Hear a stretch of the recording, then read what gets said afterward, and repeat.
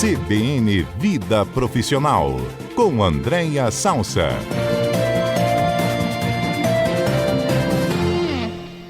Andréia Salsa, hoje com um tema interessante. Não sei se é uma pesquisa que a Andréia viu e vai tratar desse tema, ou se é uma constatação, mas enfim, Andréia é consultora de pessoas de gestão, mentora de líderes, professora da FGV e da FAESA, e aí eu estou me referindo ao seguinte tema: até onde podem ir as consequências de um chefe ruim? Um chefe ruim, um líder ruim pode transformar o funcionário? Aquela liderança que gera influência negativa também? Se o funcionário vê o chefe agindo de uma maneira, ele naturalmente vai agir de outra? Até que ponto o funcionário pode se rebelar também? Enfim, Andréia, a bola está com você. Boa tarde, Mário. Boa tarde aos colegas do estúdio. Boa tarde especial para o Schaefer, que está fazendo aniversário hoje. Provavelmente ele não vai ouvir, mas fica aí o registro.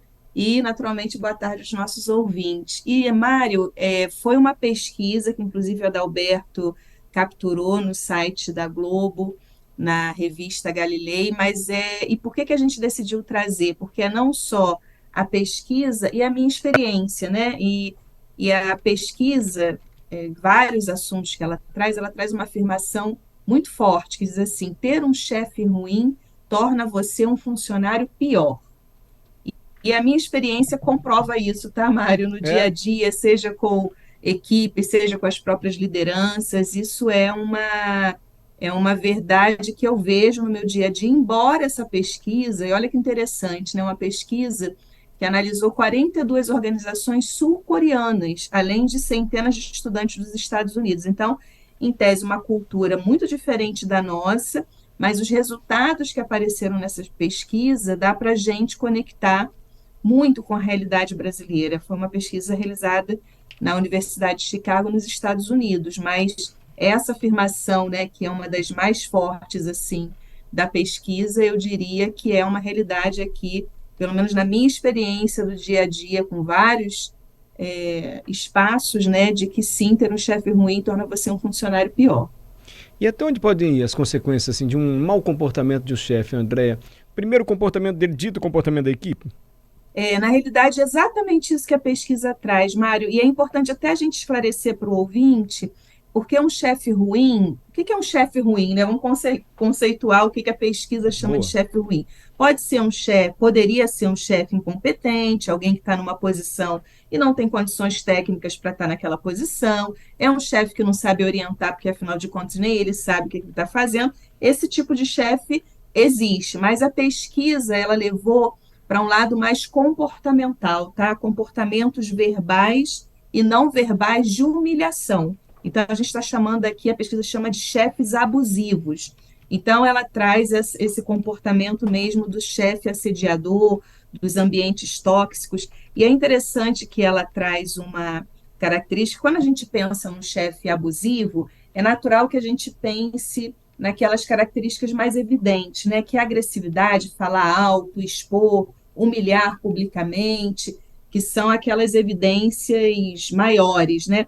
E eu vou dizer, Mário, que ainda existe, mas isso existe menos. O chefe abusador, ele tá ganhando características mais sutis. Eu vou dizer assim, que é um chefe com caras e bocas, sabe aquele que quando você fala, faz caras e bocas, ou tom de voz sem paciência, aquele tom de voz público, que não necessariamente é um tom de voz alto, mas é um tom de voz que transita entre o deboche e a falta de paciência.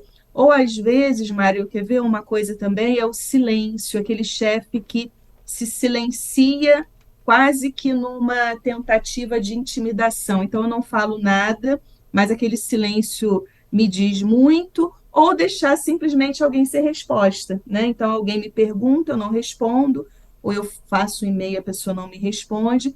Então, é nesse lugar de chefe ruim que a pesquisa apresenta. E quais as consequências, né? Ele traz uma evidência que foi surpreendente, a pesquisa traz com uma evidência de maior surpresa, é porque a pesquisa dividiu os participantes desse estudo em dois blocos.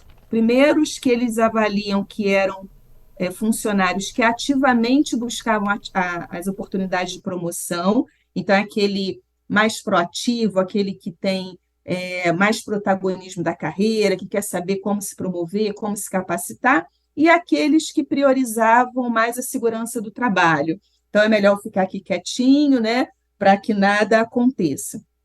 Na hora que eles fizeram a pesquisa com esses dois tipos, aí, ao contrário do que se pensava inicialmente na hipótese da pesquisa, a pesquisa demonstrou que esses funcionários que buscam avanços na carreira são tão afetados por a liderança abusiva quanto esses que já naturalmente não se movimentam por medo, por insegurança.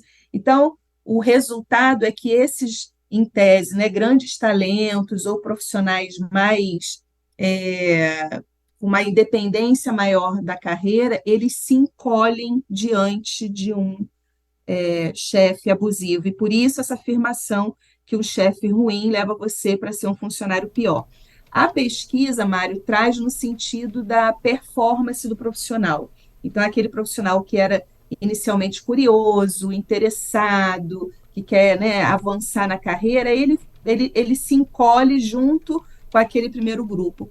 Mas aí eu queria trazer um ponto da minha experiência, que eu até conversei com a Dalberto quando a gente estava preparando a pauta antes. Eu falei, poxa, Dalberto, esperava um pouco mais. E aí, esse um pouco mais eu queria trazer da minha própria experiência, Mário.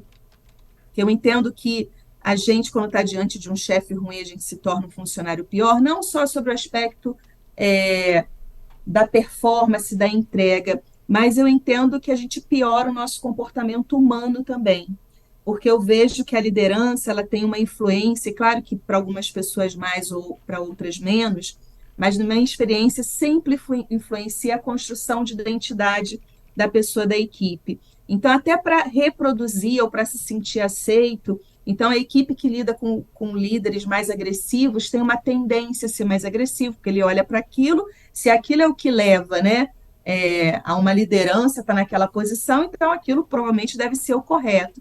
E como todos nós, né, Mário, temos traços negativos e positivos, né, a gente tem esse lado, né, tão bom, a gente só depende, tem que ter cuidado do que a gente alimenta. Quando a gente está diante de um líder abusivo, algumas das nossas características negativas, elas podem aflorar.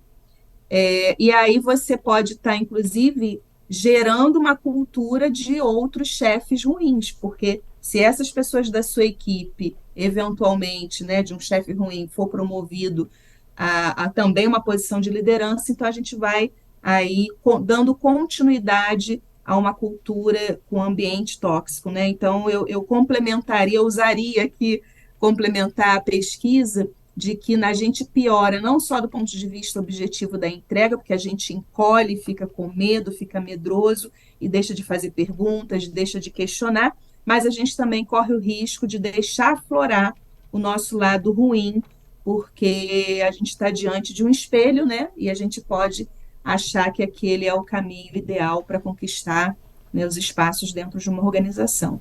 Andréia, é interessante esse tema e agora surgem perguntas aqui que vão além de o chefe ser ruim nesse conceito que você definiu mediante o que a pesquisa mostrou, mas ruim mesmo, assim, no sentido quase literal da palavra. Sem falar meu nome, por favor, diz a nossa ouvinte aqui. E principalmente o que fazer diante de uma situação assim. Ano de 2008, trabalhei com um chefe misógino, racista, boca suja, amargurado com a vida. Resultado, dei graças a Deus quando o período de experiência de 3 meses acabou. Agora que vem a questão. Anos depois, me arrependi por não tê-lo denunciado. Hoje, as empresas com compliance, com outras maneiras de encarar essa relação líder-funcionário, oferecem mais condições para que esses chefes ruim no sentido que essa ouvinte está dizendo aqui, sejam denunciados e sejam contidos até? Muito bom, Mário, excelente pergunta, agradecer aí a nossa ouvinte, porque é sempre muito traumático, né? Essas histórias são realmente muito traumáticas, mas até para ela se aliviar o coração dela, né? Se aconteceu em 2008, é inevitável a gente ver a diferença, porque a gente está em 2023. Então, infelizmente, talvez em 2008, né, ela tomou a decisão mais acertada, porque isso ainda não era muito maduro nas organizações e muito pelo contrário, os compliances, algumas empresas nem tinham, e ela poderia ser prejudicada, inclusive, na carreira dela. Mas hoje, muitas empresas já amadurecem, né, suas ouvidorias e compliances internos, e as próprias pessoas começam a falar sobre isso. Então, por exemplo, talvez em 2008 a nossa ouvinte não teria nem coragem de escrever, mesmo que não fosse, a gente não está identificando, mas tamanho medo de, sei lá, alguém achar que pela história pudesse identificar. Então, as pessoas hoje falam muito, inclusive às vezes tem cartas abertas em LinkedIn, né, falando sobre isso, ou nas redes sociais de uma forma geral. Então, é um dos caminhos, inclusive eu botei aqui como recomendação. Então, o que faz, né, diante disso? Além da evidente capacitação da liderança e das equipes, né, se eventualmente lidarem com isso, o que fazer, tem que ter política de consequência, Mário, porque sem política de consequência, aí eu estou falando, né, do que o compliance não só absorve a informação, mas o que ele faz com essa informação. E tem um último elemento que eu acho que é mais desafiador, que é uma eventual autocrítica, porque muitos dos nossos ouvintes que estão aqui, né, podem estar ouvindo e será que eu sou esse líder abusivo, tóxico? E se perguntar, você acredita que existem líderes tóxicos nas organizações? É capaz de todo mundo, a maioria falar que sim. Agora, se a gente perguntar, e você é um líder tóxico? É capaz de muita gente falar, eu não. Eu falei, então de onde vem, né? Que se todo mundo acha que existe e ninguém acha que é, então talvez uma autocrítica em relação a isso seja um bom caminho, porque eu de verdade acredito, já falei isso aqui algumas vezes, que não necessariamente um líder que tem essa postura é um líder que não tenha solução de alteração de comportamento, né? Eu já fiz inúmeros e continuo fazendo mentoria de vários líderes que têm traços abusivos, mas perceberam que não é porque, já falei essa frase aqui também, né? Porque não é porque aprendeu apanhando que vai ensinar batendo. Então, eu acho que é um pouco isso que a gente tem que fazer: capacitação de liderança, política de consequência e autocrítica pessoal, que pode ser que a gente esteja aí flertando com uma liderança abusiva. O Marcel, nosso ouvinte, também está fazendo um comentário, não é nenhuma pergunta. Todos perdem. O exemplo arrasta e acabamos transferindo e espalhando isso até para os clientes. A direção que aprova o incentivo a isso em seus líderes vive em outra era, numa era passada. E essas últimas gerações, com o estandarte da indiferença, trocam essa empresa por outra em 2 minutos. É o que escreveu o Marcel aqui pra gente. Que a organização perde muito quando você tem um líder assim. Porque Exatamente. é o que você está dizendo, as novas gerações já não toleram mais, tem mais canais para denunciar e não são mais tão apegados assim àquele determinado trabalho, como você já explicou tanto pra gente, né, André? É verdade. E tem vários fenômenos, né? A gente, inclusive, trouxe, né, o fenômeno último do Quiet Ambition, que, inclusive, as empresas, se não cuidarem disso, vão ter dificuldade de outras pessoas quererem ser líderes, né? Porque a liderança ela precisa também se reposicionar sendo exemplo positivo, porque senão as pessoas não vão querer assumir essas posições e tá aí a empresa com um problema sério de sucessão, né? Aí é um grande problema. A Alessandra, nosso ouvinte, ela deixa um comentário que talvez seja um possível tema para a semana que vem. Eu gostaria, se possível, de dicas para a liderança nas instituições públicas. Pode ser para a semana que vem. Será que muda em relação à instituição privada? Não muda? André podia até trazer aquelas famosas listinhas dela de 5 características indispensáveis a um bom líder, seja na gestão pública ou privada. E se a gente puder atender especificamente esse pedido da Alessandra, o que você acha, Andréia? Muito bom, vou me dedicar a isso até para trazer, porque eu imagino que tenha uma coisa geral, mas devem ter especificidades, e aí eu vou me debruçar isso e vou trazer sim. Não sei se semana que vem, porque semana que vem a gente tem uma belíssima collab, mas na outra já estou me comprometendo com a nossa ouvinte. Tá bom, Alessandro. Pode ser até você ser gestor de um funcionário que tem estabilidade, é diferente? Um funcionário que não tem, enfim.